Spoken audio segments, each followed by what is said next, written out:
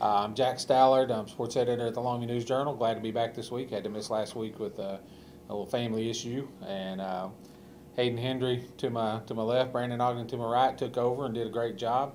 But glad to be back. Glad to talk some football. We're going to jump right into it. We've got some really good games this week. We had a lot of bye weeks last week. But got a little more to talk about. Got a little more to talk about this week, so we're going to jump right into it. Usually we start with our game of the week, but this week we're going to actually start with Longview and Pine Tree. Those two crosstown rivals, we're new in that series.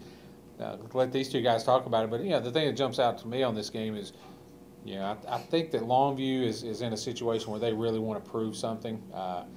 This is a team that started the season ranked number 3 in the state. And they've struggled just mainly because they've played really good teams.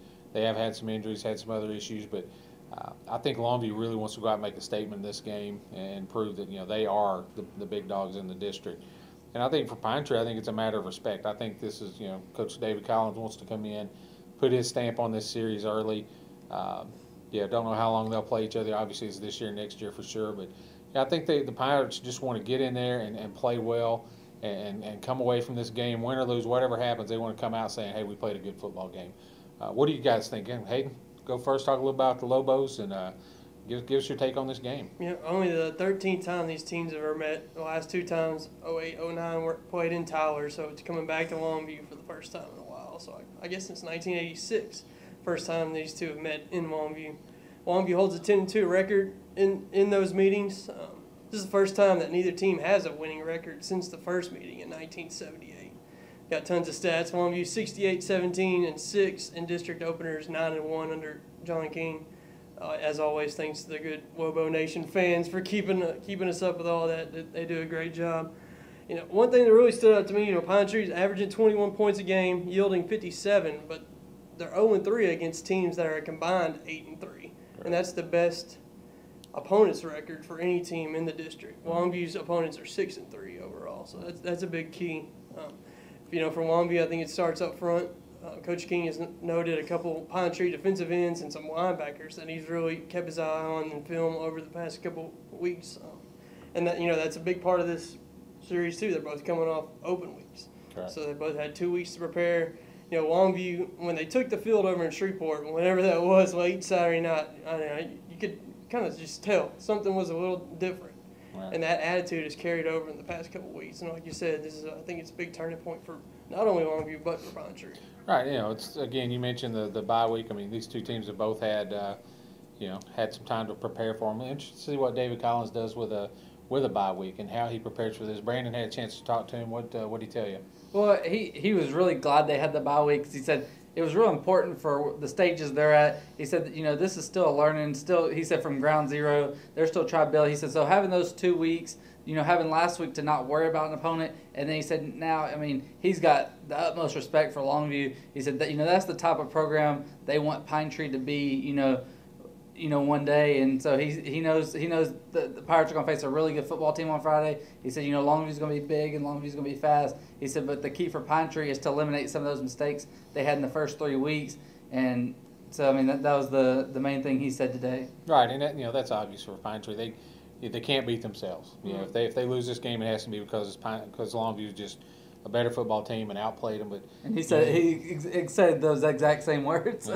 Right, you can't give them opportunities. Right. So should be a great game. That one's at 7:30 at the new Pirate Stadium. Like Hayden said, first time they played here in a while. So I would get there early. Gates open at 5:30. Should be a good one. Let's move on now. Let's talk about our etvarsity.com game of the week. This one's Gladewater Kilgore. Before we start, just want to say something.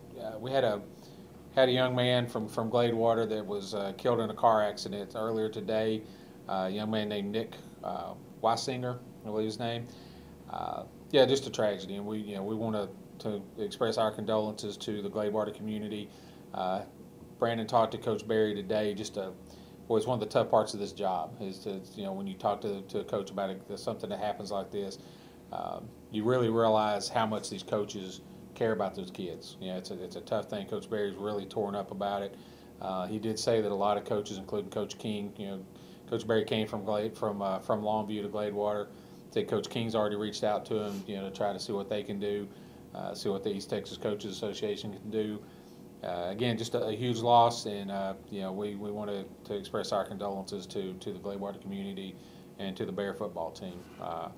Hopefully, they can focus and maybe channel a little bit of emotion and a little bit of take their minds off of this and play a football game Friday night. It should be a good football game.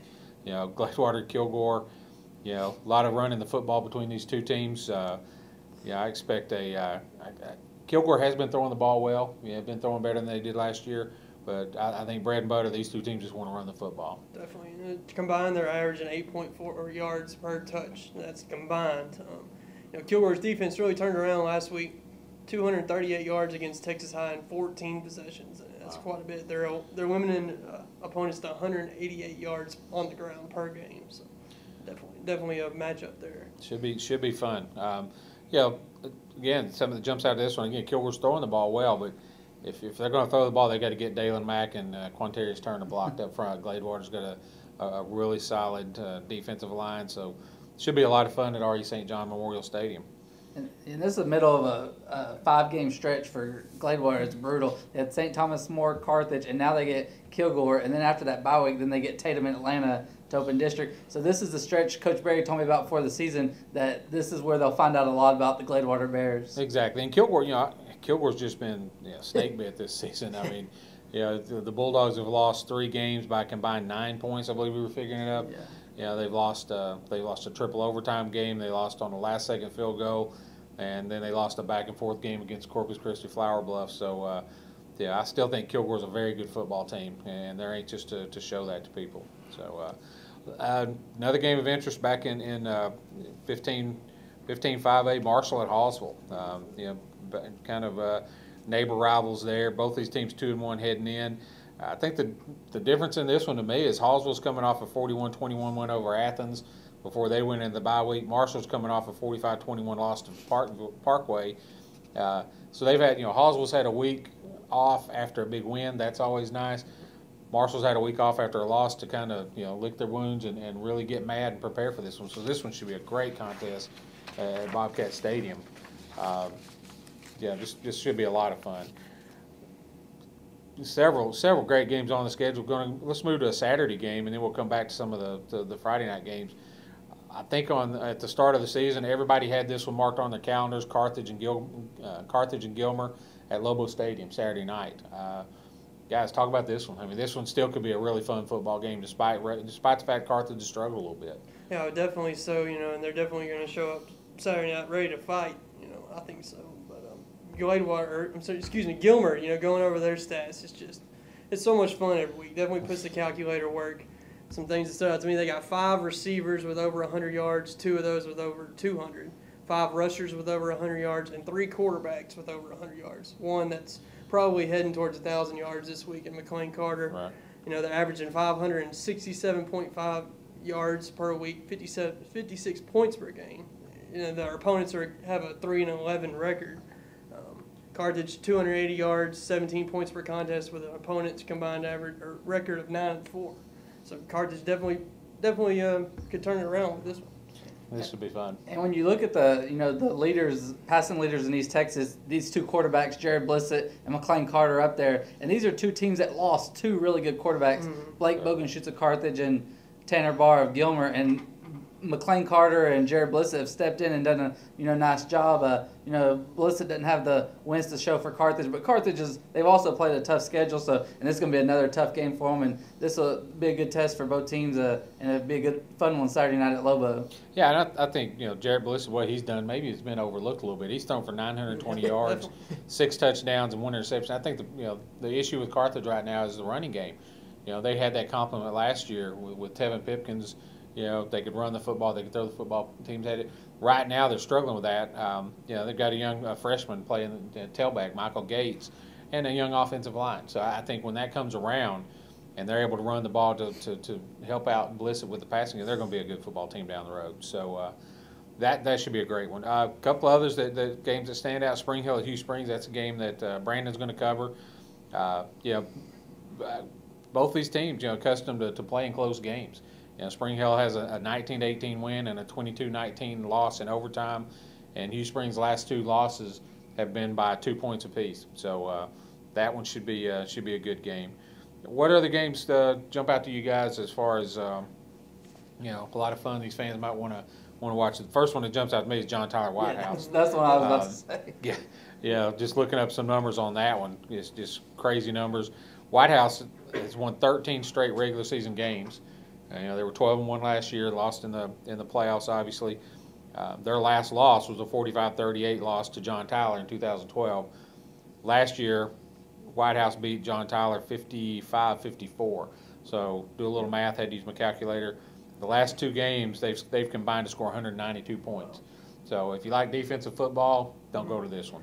Another example of a team replacing a quarterback. Jackson Allen, don't have his numbers in front of me, but they were impressive. Obviously, replacing Patrick Holmes from last year. I think this is going to be a good one. Correct. What about any other games that jump out to you guys on the schedule? White Oak and Bullard, Elysian Fields and Wascom. That's a rivalry that's always fun.